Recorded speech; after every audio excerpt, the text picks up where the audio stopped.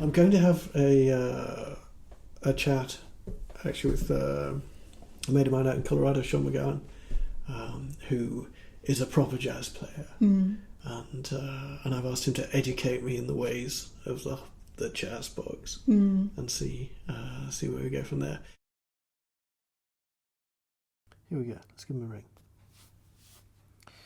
FaceTime audio, yes please. Speaker. Let's see. Hey, Michael. Hey, there he is. How are you, Sean? I'm great. How are you doing? Very well, man. Very well indeed. I hope Awesome. things are okay out in Colorado. You're not under too much snow. No, not too bad. I mean, the good thing about Colorado is we'll get a foot of snow, and then the next day it's 55 degrees and sunny, so it all melts. Well, at least you get variety, man. Yeah. How was the audio for you? I've got some headphones plugged in, but I have no idea what my voice sounds like. I think manly and with gravitas. Excellent. Most excellent. It's tough to tell. I mean, I'm just look. It's going to sound like you're on a phone, obviously, and that's just the way it is. Okay, cool. So yeah, I mean, I'm not giving anyone the illusion that we're in the same room together. Yeah. But for No, some I just reason, want to make sure it sounded good to you, at least, that I wasn't crackling up or in a cave. no. I've mic'd my iPhone up with a DPA. I've got another one here on my chest, so it should sound pretty convincing. And Yeah. If all else fails, I'll just cover it in reverb. That's what I do with my CDs. Thank you so much for your time today, man. It really is appreciated. Likewise, I'm so glad that we are able to connect in person, and I hope that we can meet, in person when you come to the States next fall. Well, that's the idea. And we can have a chat about that later on. First thing I wanted to talk to you about. Obviously, you are a what I like to call a proper jazz guitarist. In that you know what you're doing. I get the impression that you've lived with an Archtop instrument for many years. Like it seemed like an extension of your body. Would that be correct? Yeah, definitely. I just love that design of guitar, and even before I owned one, I just dreamed of having one because, of course, all of my guitar heroes, not just in jazz but in other styles as well, played them. And when I was finally able to, save up enough money to afford one, I just never turned back. I just love it. It really feels like an extension of my body. And I mean, I also love acoustic guitars as well, like Right. you. So it really, there's a very easy transition between playing a flat top guitar and an arch top. Well, it's funny you should say that because I'm coming at it from the other way around. And I guess I'm finding idiosyncrasies because, first of all, I'm massively spoiled, obviously. I play two beautiful instruments, including one signature model by Jason Cosdell. Oh, yeah. So they are, it's serious kit. Yeah. Basically, you're my Obi-Wan Kenobi in all this kind of exploration. I love the old sort of 60s guitar sounds, Joe Pass, Barney Kessel, Jim Hall kind of things. Yes. I'm a massive P90 fan. Basically, I've come to the conclusion that I could do the job with a 175 if it had a thicker neck. Because the 1 and 11/16 nut is just killing me as a fingerstyle player. I mean, how do you get over that? Well, personally, I've never played a 175 for many reasons. One of which that being one. I've always been gravitated to more of like an L5 style, Right. But all of this, the necks on the Gibson never, and the string spacing, as you mentioned, never felt quite right to me. Again, as a fingerstyle player, it's perfect for a pick player, but fingerstyle, I just needed something different. So, just to give you a quick backstory of my journey, getting into working with luthiers, and over the years becoming very good friends with many of the luthiers through shows and other things. A long time ago, back in the 90s, I was, serious. I was in music college, and I was playing a lot of jazz and learning and studying. And a lot of my friends who were not only jazz musicians, such as tenor saxophonists or trumpeters, but also classical musicians, we were all kind of looking for a decent instrument. And I realized very quickly that, my friends who were buying a violin or a tenor saxophone, especially if you're looking for a vintage tenor sax, they're investing thousands of dollars in a serious instrument, even a mid-level instrument. And I thought, wow, as a guitar player, I'm really spoiled because, most guitar players think like $500 is a lot of money to spend for a guitar, or $1,000 is unheard of, And so that shifted my thinking, and I decided right away that I'd like to look into getting a Gibson L5, just because of, most of my heroes had played L5s. And so I went to my first guitar show at the time in Boston. And in the 90s, if you recall, the economy was very strong, and the vintage guitar market was just outrageously expensive. Yeah. And, you couldn't even get your hands on a vintage instrument. It just was, unbelievable. And I had friends who had, purchased L5s back in the 70s for $500 or $1,000. And, they were beyond my, just beyond my financial ability to buy. But at that show, in addition to looking at vintage instruments, I met a number of luthiers, and I really didn't even know that world existed, to be honest with you. And that's where I met people like Tom Rebecki for the first time, right. And ultimately Brad Nickerson, who was a wonderful Massachusetts-based luthier at the time. And I ended up commissioning my first Archtop from Brad. And I thought, at the time, it's actually, I could spend the same amount of money on a vintage instrument that may or may not be what I'm looking for, or I could spend the same amount of money working one-on-one with a real human being and cultivating this relationship and having something made to my specifications. And thankfully, that's the route that I chose. Absolutely. Well, it's a common story with people who move away from mass-produced instruments, for want of a better word, and move towards a luthier-built guitar. It's certainly been my experience. Tell me something. The first guitar that you commissioned, would you commission the same instrument again, or have your tastes changed? Have you worked any new factors in, or was that the instrument that you stayed with? Pretty much. I recorded 2 CDs with that particular instrument. So essentially, my idea for a guitar sound has remained consistent, which is that I really want a good blend of acoustic properties as well as electric properties. So in other words, I really prefer a carved top over a laminate top, and a guitar that really sparkles and has a lot of high end and the same properties as an acoustic guitar, but also can be plugged in and played electrically as well. And in terms of the design structure, the physical nature of it, mostly my ideas have shifted in the way of ergonomics, specifically meaning I favor smaller, lighter guitars. So this guitar that I recently had built for me last spring that I got at the Lacana Guitar Festival was made by Tad Brown, a wonderful contemporary luthier in Southern California. And so this is a 16-inch guitar. The depth isn't as wide as on those old Gibsons, so it's much more comfortable. And like a lot of flat top luthiers are doing these days, it has a bevel. And I haven't seen a whole lot of Archtops with bevels, but it's amazing because not only does it contour against my body when I'm holding it, but also my right arm, there's a nice bevel where the arm, crosses the top of the guitar when I'm playing. And that's really important because I found a lot of guitar players in all styles their ulnar nerve on their right arms can be susceptible to damage if it's being impinged in any way by the guitar's body. Very true. So Tad's guitar is very cool, and for a full-bodied 16-inch archtop guitar, and it sounds huge. It sounds like a piano, but it weighs just under 5 pounds. So it's amazing to play, and it's really nice to travel with. Yeah, that's what you want, isn't it? Tell me something.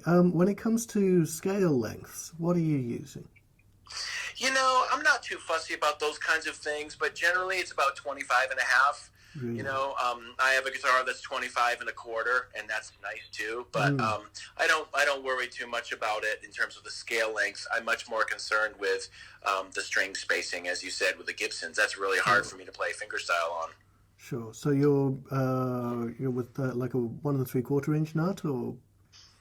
I think that's right. Yeah.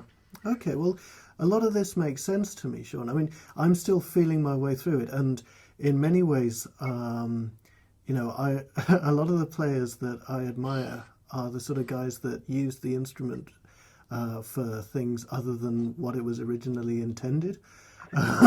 So while I love the Archtop texture, I would need to dedicate at least 10,000 hours to be able to express myself with any sort of fluidity in that same Jim Hall, Barney Kessel kind of way. But it's such a beautiful texture, and yet my own experience has been that texture is not always reflected in the playability of the instrument. So that's kind of what I'm looking for. I guess one of the best sounds I've heard in my own playing through an Archtop was one of Linda Manzer's.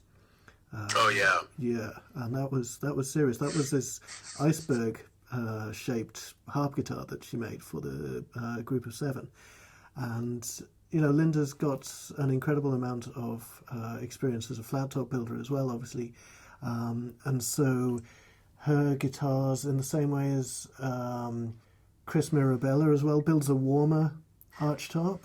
I think Chris's guitars definitely embody that New York tradition of just huge, thick sound, in the tradition, of course, of DiQuisto and D'Angelico before him. Exactly. Yeah. I think of that classic sound as like acoustic and complex, but also very electric. I mean, I think of people like Johnny Smith and Chuck Wayne and John Collins and a lot of the classic, And you mentioned earlier the single coil thing, and that's definitely something that I'm a strong advocate for. Over the years, I've really found myself in favor of a single coil pickup, particularly in an Archtop guitar, because it's much truer and much more honest than a humbucker. And I just all of a sudden realized that the sounds of my favorite players were all coming from either like those old staple P90s or the DeArmond pickups, Johnny Smith's sound, the Kenny Burrell sound. Those are all exemplars of single coil sound. Yeah, absolutely. I mean, I love P90s. Those screw-on DeArmond things. I mean, what's difficult for me, and I'm not sure if this is something that you've encountered as well.